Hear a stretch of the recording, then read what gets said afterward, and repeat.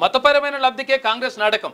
రాష్ట్రంలో భాజపా అధికారం చేపట్టాక 42% రిజర్వేషన్లు బీసీలకే కేటాయిస్తాం. మహాధర్నాలో కేంద్ర మంత్రి కిషన్ రెడ్డి. అచ్చా, మతపరమైన లబ్ధికే కాంగ్రెస్ నాటకం.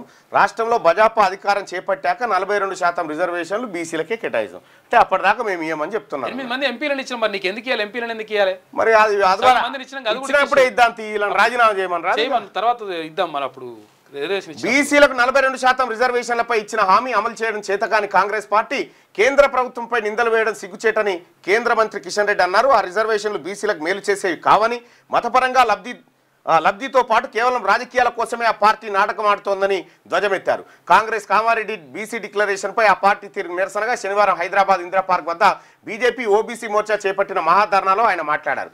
గత భరాసా ప్రభుత్వం ముస్లింలకు 12% రిజర్వేషన్లు తెస్తామంటూ మజ్లిస్ పార్టీ చెప్పు చేతల్లో కొనసాగి స్థానిక సంస్థల్లో బీసీలకు 34% రిజర్వేషన్లు 23% తగ్గించి వారికి అన్యాయం చేసిందన్నారు. అదే బాటలో కాంగ్రెస్ ప్రభుత్వ పాలన కొనసాగుతుందని ఆరోపించారు. ఇటీవల కాంగ్రెస్ ప్రభుత్వం నిర్వహించిన సర్వేలో ఎస్సీ ఎస్టీ బీసీలకు సంబంధించినటువంటి జనాభా పెరిగింది.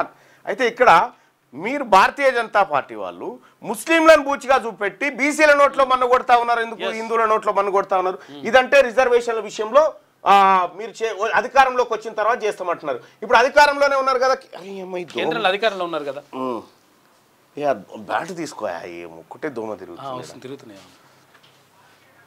కేంద్రంలో అధికారంలో ఉన్న తర్వాత అధికారంలో ఉన్నారు కదా, అధికారంలో ఉన్న తర్వాత ఈడబ్ల్యూఎస్ రిజర్వేషన్ చేసిరు కదా, మరి ఈడబ్ల్యూఎస్ లో ముస్లింలు ఉన్నారు కదా, ఈడబ్ల్యూఎస్ కోటాలో ముస్లింలకు రిజర్వేషన్ ఇచ్చిరు కదా, మరి బీసీలకు ఇచ్చే కాడనే ముస్లింలు ఎందుకు మీకు అడ్డొస్తా ఉన్నారు?